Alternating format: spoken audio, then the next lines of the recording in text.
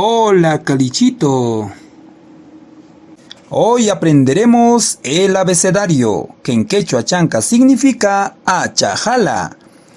A, cha, ja, i, ka, la, lla, ma, na, ña, pa, ja, ra, sa, ta, u, wa, ya.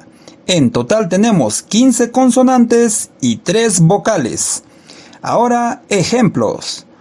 A de ato, zorro. Cha de chaki, pie. Ja de jampatu, sapo. I de inti, sol. K de kiru, diente. La del agua, mazamorra. Lla de llama, llama. Ma de misi, gato. Na de nina, fuego. Ña de ñawi, ojo. Pa de pichana, escoba. Ja de jayu, lengua. Ra de runtu, huevo. Sa de sisi, hormiga. Ta de tuyu, hueso. U de uchu, ají.